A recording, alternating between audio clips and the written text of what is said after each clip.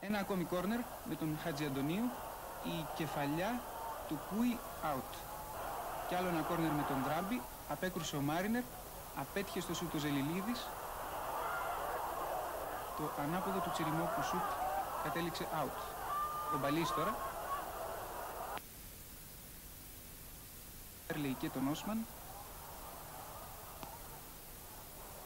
προσπαθούν να κάνουν κάτι οι Εγγλέζοι στο χώρο του κέντρου, όμως εκείνος Εμερτζίδης.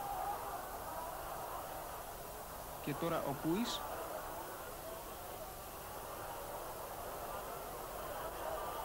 Ο Χατζιαντονίου προσπαθεί να αποφύγει τον Μπέρλεϊ και του γίνεται φάουλ.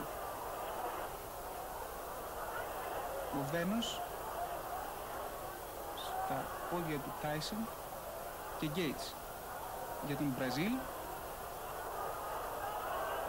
Ο Μιχαλίτσος κόβει και ένα φάουλ. Αυτό ήταν και το σκορ του ημιχρόνου. Περισσότεροι από 30.000 θεατές παρακολούθησαν τον αγώνα και χειροκρότησαν τον Άρη για την ωραία του εμφάνιση. Βλέπουμε τώρα στιγμιότυπα από το δεύτερο ημίχρονο. Ο Ζελιλίδης σε μία του έφοδο. Απέκρουσαν οι Άγγλοι. Και τώρα Γκέιτς.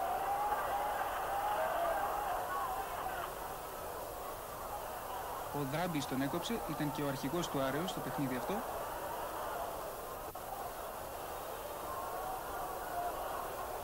Μπέρλεϊ, Μπραζίλ, το shoot out. Δράμπης και πάλι. Όπως είπαμε, από τους κορυφαίους του Άρεος στον αγώνα εναντίον της ύψης που παρακολουθούμε. Χατζιαντονίου κόβεται από τον Μπέρλεϊ. Βαθιά μπαλιά του Τάισον για τον Μπραζίλ.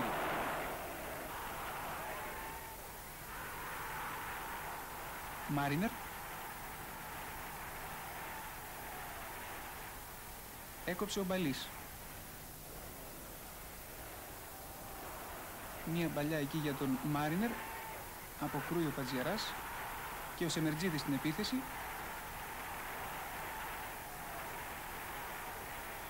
Μιχαλίτσος. Μόκαλης. Μπαλής.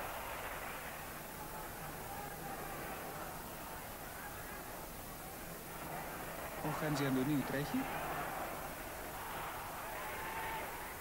Απέκρουσε ο Μπέρλεϊ. Ο Κούις δίνει στο Μόκαλη και Γκέιτς. Για τον Μπραζίλ. Επιτίθεται ο Μπραζίλ. Κάνει το σουτ. Αποκρούει προσωρινά ο Παντζιαράς και διώχνει σε κόρνερ ο Ζελιλίδης.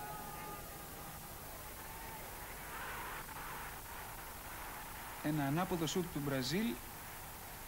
Τελικά μπλοκάρει ο Παντζιαράς. Ο Μπαλής κερδίζει την κεφαλιά και ο Ζελελίδης. Άλλη μια κεφαλιά. Είναι γκολ παρά την απόκρουση και πάλι του Μίλς. Ο Πολωνός διαιτητής κ. Γιάργους θα το κατακυρώσει και έτσι θα γίνει το 3-0 στο 65ο λεπτό. Βλέπουμε περίπου πώς έγινε και στο σκαρίφημα εκείνο. 3-0 κερδίζει ο Άρης την Ipswich και βρίσκεται πολύ κοντά στην πρόκριση, αφού με 4-0 πέρναγε στη δεύτερη φάση του κυπέλου UEFA. Οι Άγγλοι με τον Τάισεν προσπαθούν να κάνουν κάτι. Ο Παντζιαράς, ένα κτύπημα φάουλ του Δράμπη, η κεφαλιά του Τσιριμόκου μόλις out.